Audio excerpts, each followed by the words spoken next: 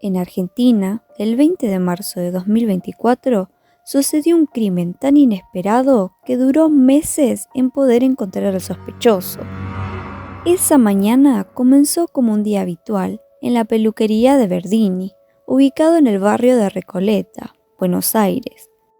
Después de una larga jornada laboral, se bajaron las persianas quedándose en el interior hablando el dueño y los empleados. Habían varios temas a tratar y, aunque en las imágenes de la cámara de seguridad se los veía tranquilos, los meses anteriores surgieron numerosas tensiones debido a diferencias relacionadas con el trabajo. En el video se puede ver que todos en ese momento estaban sentados en ronda, excepto Abel Guzmán, colorista y empleado de la peluquería desde hacía 8 años.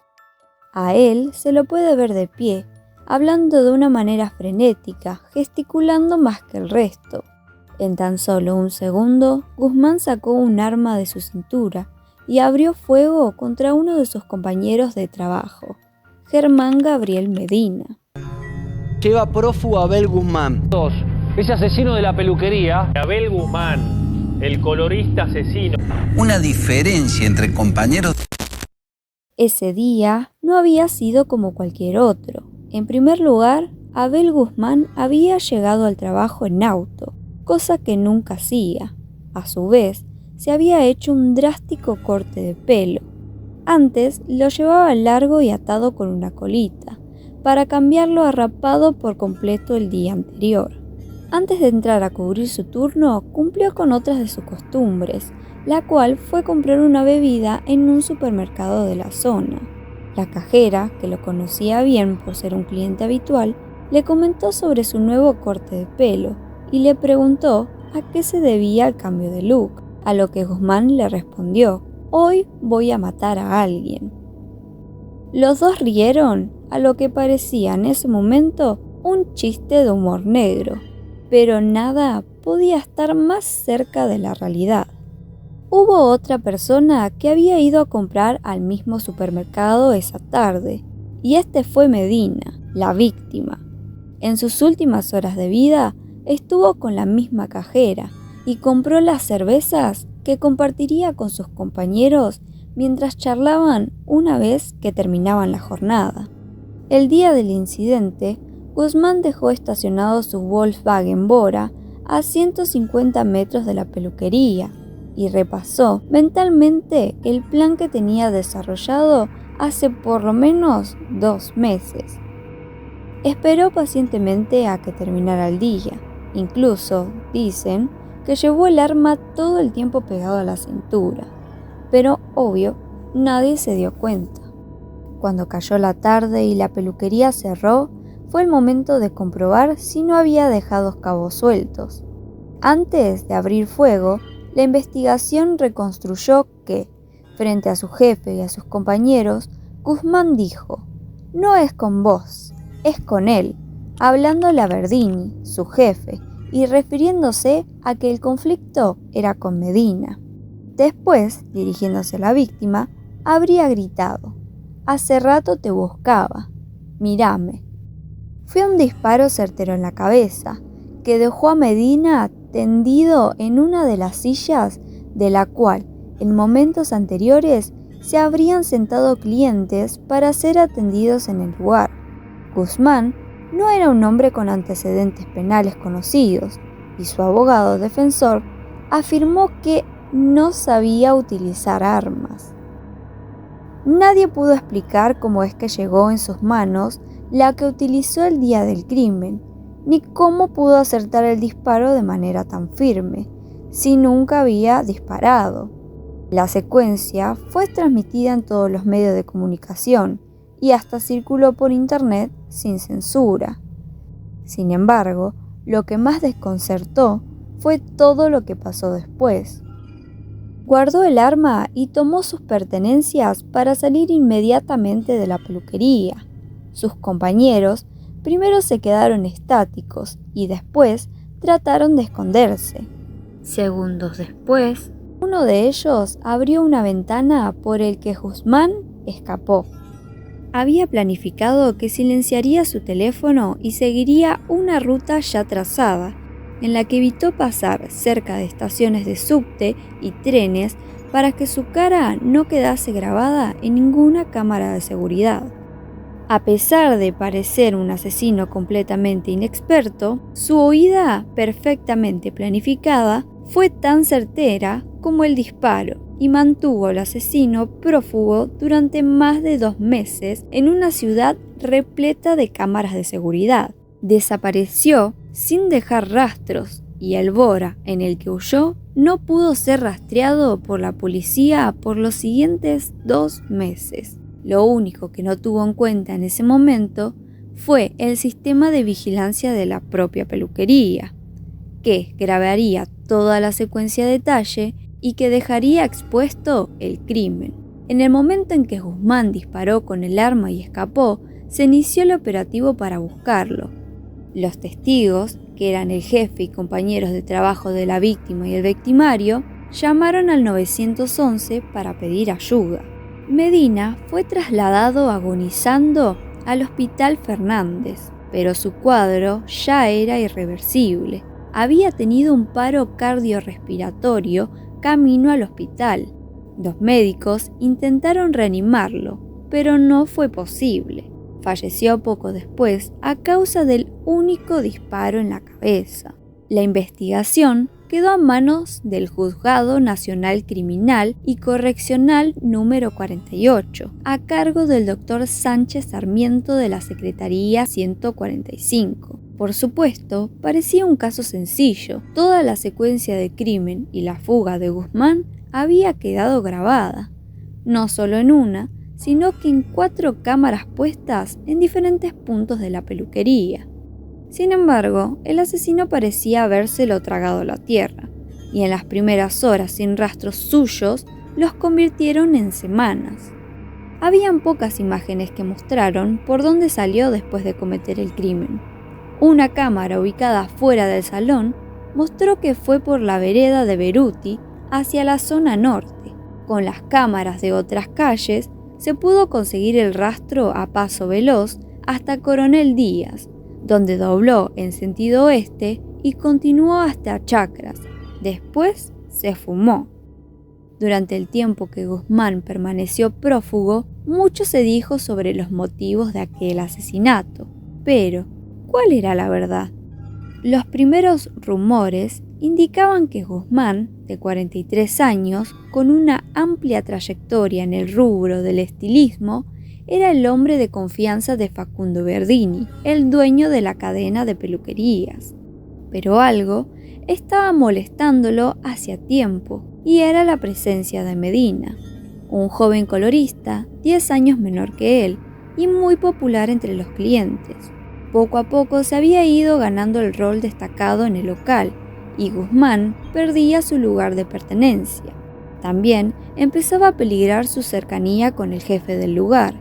Muchas clientas llegaban y pedían directamente que las atendiera Medina. Era un joven que le caía bien a todo el mundo. La cajera del supermercado, que vio a ambos en las zonas previas, los describió como personas opuestas. Sus clientas coincidían con lo mismo. Medina era alegre, tranquilo y simpático, y Guzmán parecía más irritable y malhumorado. En sus redes sociales trataba de proyectar otra imagen. Se ponía a grabar videos de los tratamientos de alisados que hacían su sillón especial al fondo del negocio e invitaba a las clientas a habilitarse con sus tratamientos. Pero quienes los conocían pensaban que todo eso era simplemente una puesta en escena. La tensión entre él y Medina era evidente para cualquiera que visitara con frecuencia la peluquería, aunque podía pasar como una dinámica normal en un grupo de trabajo. Pero en las últimas semanas el clima se había tornado peor. Algunas clientas afirmaron a los medios que a Guzmán sus compañeros lo ignoraban y corría el rumor de que estaba por irse de la peluquería. La gota que rebalsó el vaso fue una denuncia por parte de Medina contra quien, poco después, se convertiría en su asesino. Para el joven estilista, su compañero podía tener experiencia en el rubro, pero las prácticas dejaban mucho que desear. Incluso había descubierto que ponía en riesgo a sus compañeros y clientes al utilizar productos nocivos para la salud. Los investigadores situaron la discusión definitiva un mes antes del crimen, mediante un chat de WhatsApp. El 23 de febrero de 2024, a las 16 de la noche, Verdini envió un video al grupo que compartía con sus empleados de Recoleta. Quería poner punto final a una polémica que estaba generando problemas dentro de su equipo. Guzmán utilizaba formol para hacer tratamientos de alisado de cabello, y esa práctica estaba y está prohibida por el Ministerio de Salud Nacional. Según el portal del gobierno argentino, el uso de este producto puede desencadenar consecuencias negativas en la salud, tanto en el usuario como en la persona que lo aplica. Inclusive puede afectar a las personas que se encuentran en el mismo ambiente. Los efectos van desde náuseas, irritación de la piel, ojos y gargantas, hasta la mayor posibilidad de causar ciertos tipos de cánceres en la garganta y la nariz, frente a la exposición reiterada del producto. Es decir que Guzmán exponía a todos los que habían pasado por la peluquería a severos problemas de salud y a la vez dejaba a la empresa expuesta a ser demandada. Ante todo esto, Verdini le habló directamente. Tema de formol. Esto va más que nada para vos, Abel, por Guzmán, el asesino. Tengo muchas quejas con los chicos y ya me está superando este tema. Prohibido usar formol. Acá lo dejo grabado como evidencia. No quiero más formol en la peluquería. Si hay alguna clienta que quiera hacerse formol, tenés la libertad, Abel, si querés, de darle tu teléfono y la atendés en su casa, a la clienta o donde sea. Pero en la peluquería, nada de formol. El empresario esperaba que después de este mensaje se terminara de una vez por todas con el asunto. Pero muy por lo contrario, su mensaje reavivó la discusión.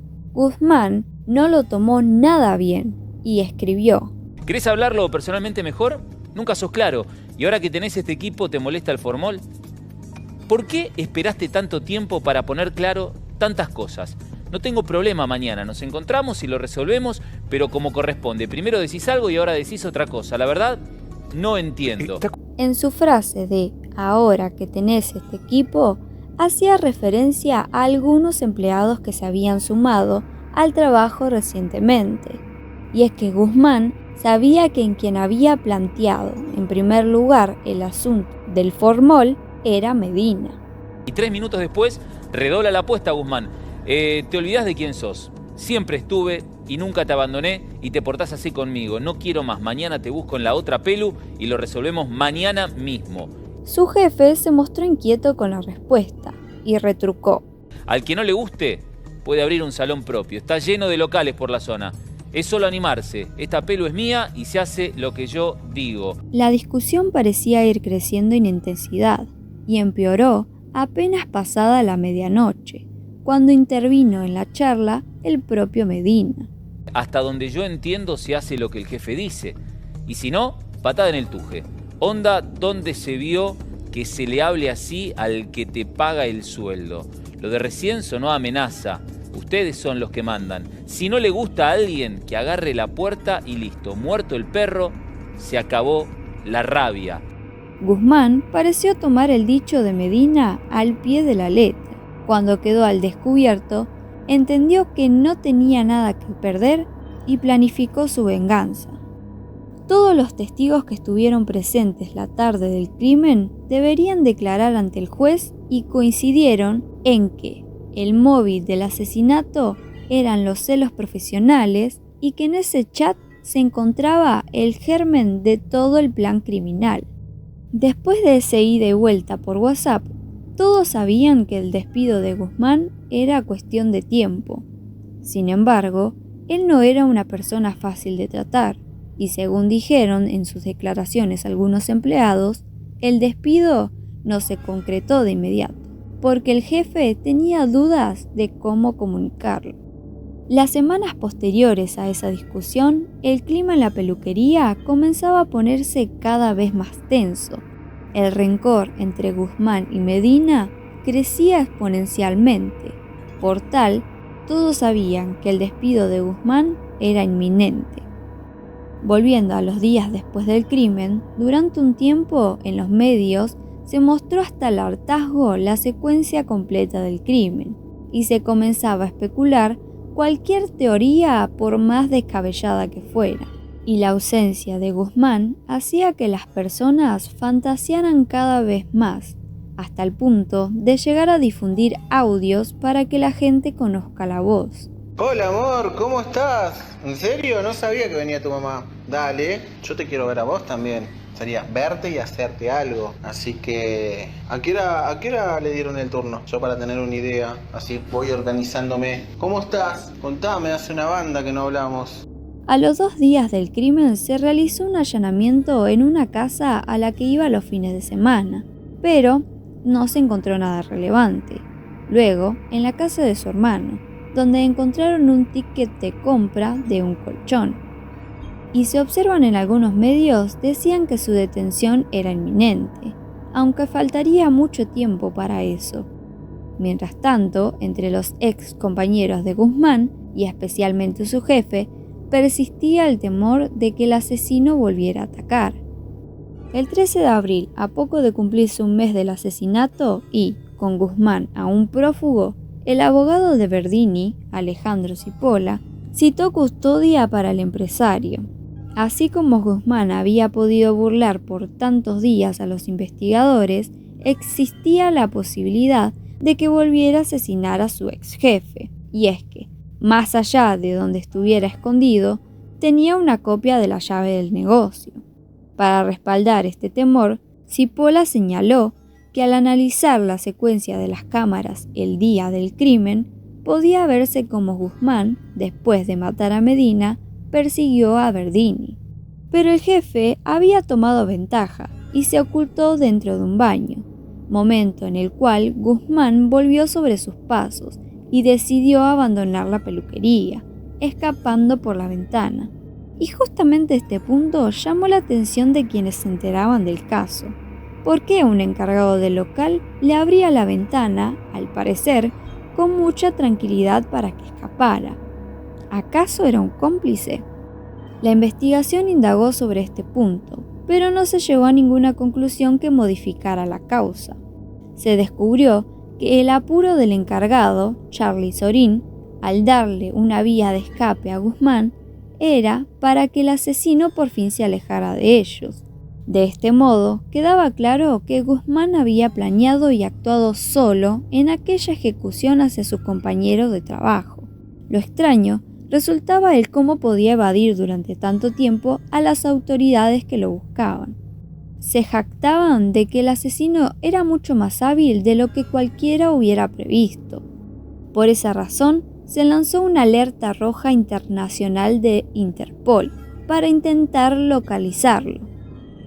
La justicia había empezado a pensar que Guzmán había logrado salir del país y que tenía una red de protección o algún contacto que lo estaba cubriendo. Por la misma fecha en que la cara de Guzmán se ilustraba con el cartel de Se Busca, Verdini anunció que la peluquería volvería a abrir sus puertas. Esta noticia no cayó nada bien a los familiares de la víctima, que el 20 de mayo, al cumplirse 2 meses del crimen, realizaron una marcha y pegaron afiches al frente del salón de belleza. Al día siguiente, el local abrió con normalidad y los afiches fueron arrancados. A esta altura, los familiares de la víctima empezaban a sospechar de todo y de todos. ¿Cómo era posible que, en una ciudad tan monitoreada como la de Buenos Aires, no se hubiera podido seguir el rastro de Guzmán por la calle, más allá de los primeros segundos? Lo habían buscado en la cercanía de su casa de Merlo, en su provincia natal, en Santiago del Estero, pero nada los llevaba a algo. Mientras tanto, algunos testigos aseguraban haberlo visto comprando comida. El 22 de abril, luego de estar ya 2 meses prófugo, se anunció una recompensa de 5 millones de pesos para quien pueda dar datos sobre su paradero, algo que sería clave. Finalmente, después de 10 semanas oculto, el 29 de mayo de 2024 lo encontraron. Lo detuvieron, sí, Abel Guzmán, el autor del brutal crimen de una peluquería de Recoleta. A Guzmán lo delató un vecino del partido bonaerense de Moreno. En una casa ubicada al fondo de un terreno, se encontraba escondido uno de los hombres más buscados del país. Había llegado 3 días antes a ese barrio bajo el nombre falso de Gustavo y diciendo que venía de la Patagonia. Buscaba un alquiler accesible y lo encontró a partir de una cadena de conocidos que, aparentemente, no sabía quién era realmente. Lo detuvieron cortando el césped de la casa de una señora, quien desconocía su verdadera identidad y quien solo quería ayudarlo porque le dijo no tener dinero. Y a decir verdad, su aspecto tampoco se parecía al que habían ocupado los medios para identificarlo. Cuando lo detuvieron, Guzmán tenía el pelo más largo y una tupida barba, pero eso no engañó al vecino que se comunicó con el Programa Nacional de Recompensas para anunciar que lo había descubierto. Poco tiempo después, la justicia confirmó que la plata será entregada. Abel Guzmán fue arrestado sin ofrecer resistencia por efectivos de la División de Homicidios de la Policía de la Ciudad de Buenos Aires. A partir de ahí, tomó el rumbo de todo acusado de un asesinato que, para colmo, habían grabaciones en las cámaras de seguridad como pruebas refutables en su contra. El 12 de junio de 2024, el juez de instrucción, Javier Sánchez Sarmiento, concluyó la investigación y anunció que el caso sería elevado a juicio oral y pública. Guzmán deberá ser detenido en el penal de Ezeiza, y su defensa no apeló la prisión preventiva. Y es que, después de haber estado tanto tiempo prófugo, es imposible que le permitieran salir en libertad a la espera de su juicio, ya que demostró que claramente quiere escapar. En un principio al acusado lo representaba Héctor Costa, quien protagonizó un intercambio bastante polémico con los periodistas que estaban cubriendo el caso. Finalmente el criminal no quiso declarar, pero su abogado sí lo hizo, dejando muchas dudas en el aire. Él no sabe usar armas. ¿Cómo no? Pero la usó muy bien. Y apuntó bien. Para ¿Vio vos. el video, doctor? Pero él no sabe. Lamentablemente la usó bien. ¿Está arrepentido del hecho? Inimputabilidad no. Él no sabe usar el manejo de armas. Capaz se le escapó el tiro. Ahora estuvo prófugo. Se le escapó ¿Por qué el le tiro? van a ¿Cómo dar decir eso? Está viendo la familia de la víctima, doctor. No puede decir eso. Entiendo que es abogado. Bueno, Las palabras del abogado simplemente parecían una locura. Decir que a Guzmán se le podía haber escapado un tiro, sabiendo que en las imágenes se lo ve levantar el arma y apuntar directamente hacia su víctima, terminaron marcando su final como abogado en este caso. No se sabe si, a las pocas horas, Guzmán decidió echarlo o si el letrado renunció. Lo cierto es que el acusado quedaba en la deriva en una causa en su contra tan contundente como pocas veces se ha visto. Al día de la publicación del video, no se sabe cuál es la versión de Guzmán ante este caso y, aunque aún se tiene que esperar al día del juicio, se sabe que este asesino puede llegar a tener una condena de prisión perpetua.